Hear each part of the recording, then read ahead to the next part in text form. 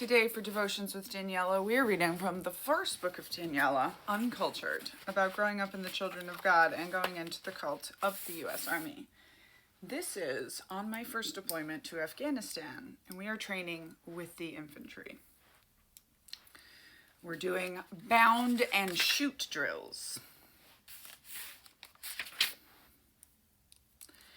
Pairing up, we assume the position to practice the drill.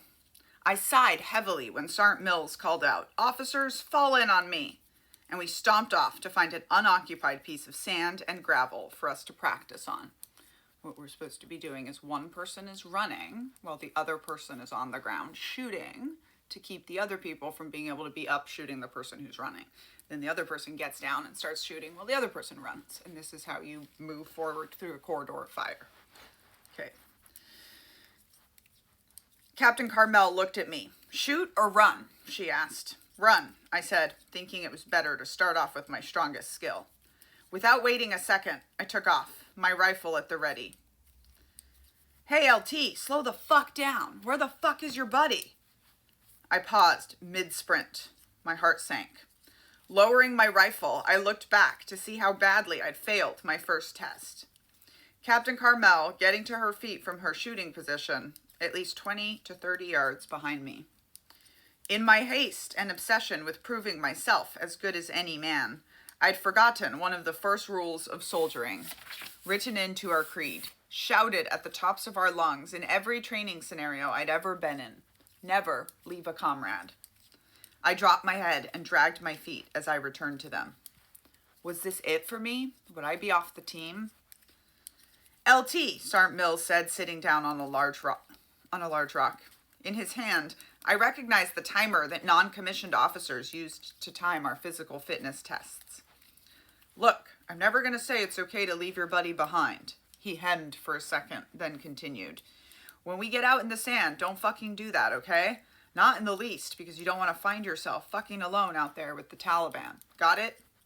I nodded my head, my face bright red and hot, and not just from sprinting. "But fuck, ma'am, let me see you do that 5-second rush over again." "Captain, take a seat and relax, huh?"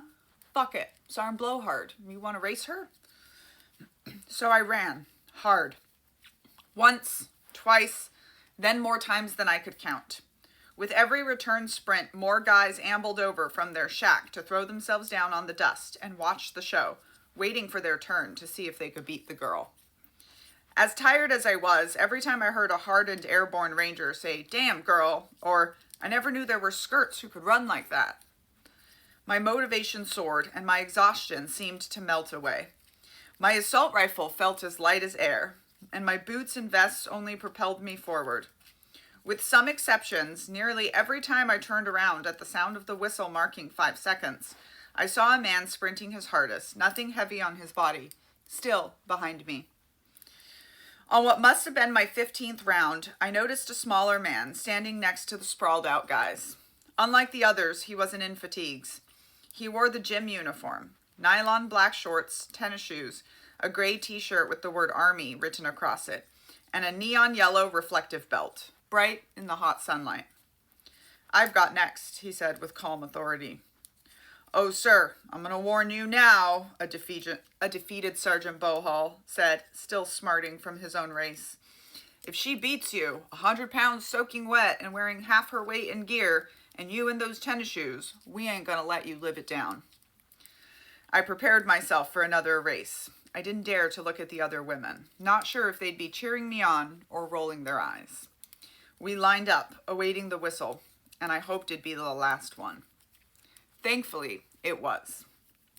"Well, now that we know that a fucking girl in all her gear can beat our majestic platoon leader running slick, I think it's time to end the Mestianak show and introduce you all to the rest of the team." Sergeant First Class Z said, "I'm the platoon sergeant if you haven't already figured it out. When we're outside the wire, you do what I say, or you die. It is really that fucking simple." He dragged out his words, inhaling a puff of smoke with each pause. "This is Lieutenant John Runkle, our fearless commander who clearly can't run, to save us from mocking him for the rest of his goddamn life." Lieutenant Runkle, in a voice so quiet I first thought he was only talking to me, said, "Gentlemen, these 6 women are on the team now. Got it? When they're attached, they're our guys as much as any of you. Period. Do wrong by them, and you'll answer to me. Now let's get some chow." As I ripped off the brown top of an MRE, First Lieutenant Runkle plunked himself down next to me in the dust. "Daniella, right?" He chuckled. "I don't guess I'll be allowed to forget your name." "Well, then I best square you away on that last name. It's Mestinek," I said. "You can call me John," he replied, nodding to our lieutenant ranks. I nodded.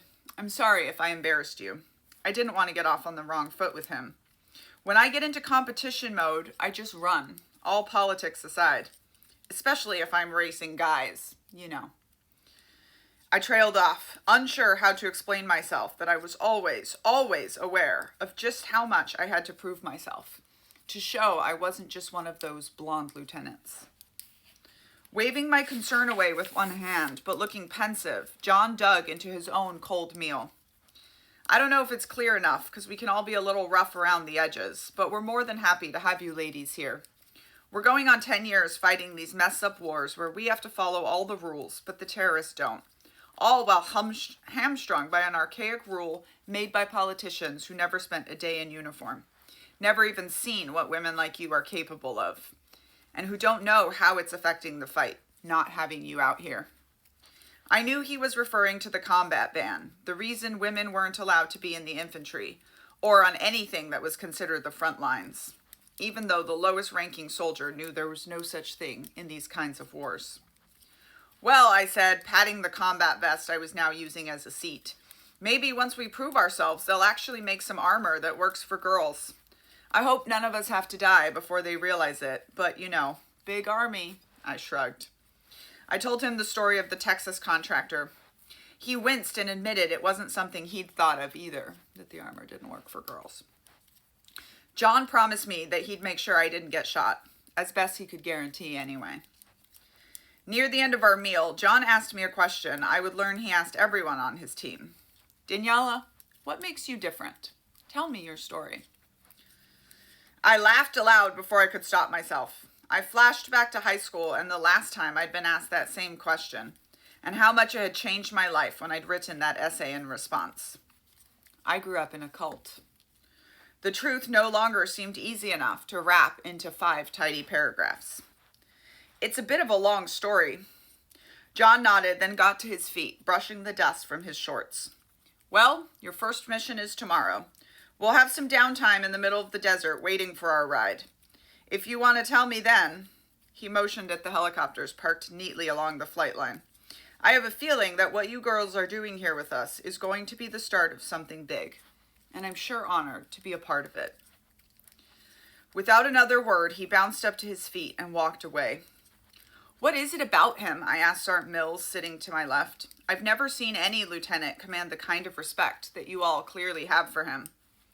I expected the usual sarcasm and swearing, but Sergeant Mills raised his head to look me in the eye. "Ma'am," he said, "it's really quite simple. Every man on this team knows one thing. He would die for any of us. Any of y'all too now. So we love him, and we'll follow him anywhere." It felt like real leadership, the values they talked about in officer school but seemed impossible to teach. The kind of leader I wanted to be, but didn't know how. It was a good moment, one I decided to tuck away and hold on to like all the little thoughts in the secret jeweled box that still lived in my head. But on the desert sand, peace never lasts long. "All right, on your feet, bitches. And, ladies," Sergeant Mills roared. "Time to go plan tomorrow's little daybreak jaunt to hunt some bad guys." And, as we say in the acknowledgments, to John Runkle and all the Pathfinders, those who made it home and those who didn't, thanks for having our backs, for being our brothers in arms, and for helping make change bigger than just those little missions out on the sand. Thank you for your service, John, my friend. We changed the Army after all. Rest in peace. You can get signed copies of Uncultured attached here, or listen to me read it to you anywhere you get your audiobooks.